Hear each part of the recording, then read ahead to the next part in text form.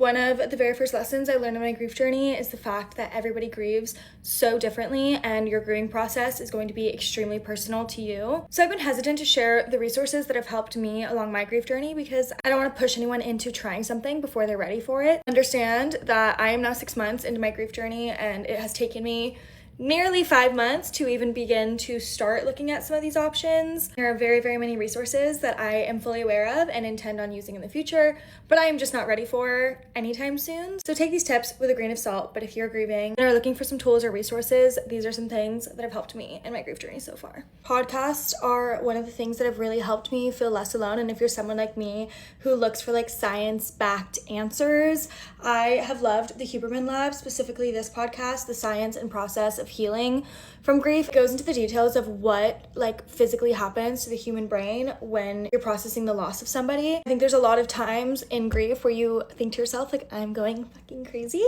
and this really helped me feel less alone in that feeling and explained like kind of the chemical differences that are happening in your brain during this time. It helps you gain a little bit of perspective into the reasons like why some things are so hard for you to conceptualize during a time of grieving.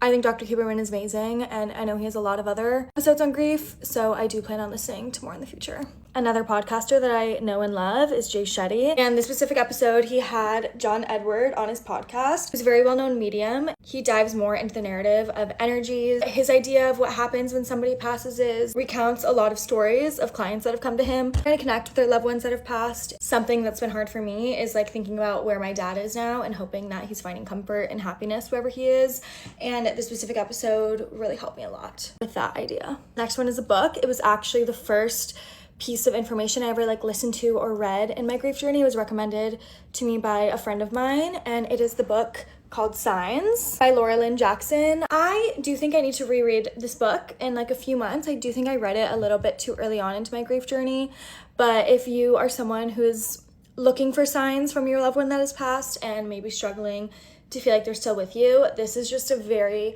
very beautiful book. It tells a lot of stories from many different people who have lost loved ones and how their loved ones have come through with signs for them. That's like the first 3/4 of the book. And then the last quarter kind of goes into how to ask for a sign, how to receive a sign, how to be open to signs, yada, yada, yada. So if signs are something that's important to you, I highly recommend this. And if you don't believe in signs, I highly recommend this because I personally have gotten a ridiculous amount of signs from my dad. And after reading this book, I kind of learned a lot of the signs that he was sending were signs. I just didn't know it at first because I didn't know what to look for. It's one of the most beautiful ways to feel the connection with your loved one that's passed. So highly recommend this book. Next up is therapy. I feel like that's a pretty self-explanatory one. I truly mean it when I say I would not be in my journey where I am if it were not for my therapist. She has truly just helped me navigate like all the other things that come with grief. The grief itself, I'm still very much working through and nowhere near okay with yet. I don't think you ever will be, but what she's really helped me with is learning how to navigate different dynamics now that my life is so different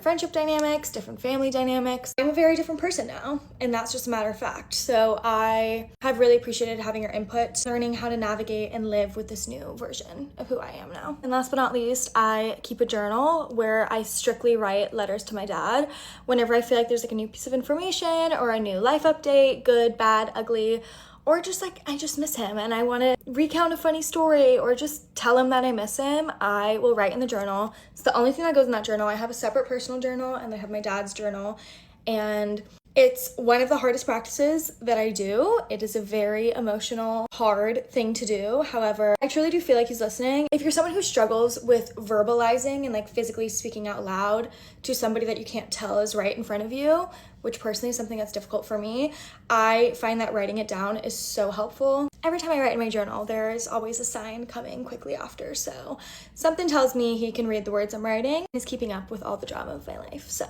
as I said, grief is wildly personal. Take these things with a grain of salt. If you try something and you're not ready for it yet, that's okay. If you don't even have an interest in trying anything yet, that's okay. If you want to just curl up in a ball for 6 months and not talk to anyone, don't do any research on your grief, that's okay. Take care of yourself. Make sure you're eating every day, getting a little bit of movement in, and prioritizing you. That is the number one goal when you're going through grief, is just getting through it. And you can do this. As always, you are not alone. I am right there with you. And I hope these tips were a little bit helpful if anybody needed them today. And as always, I love you guys so, so much. Mwah.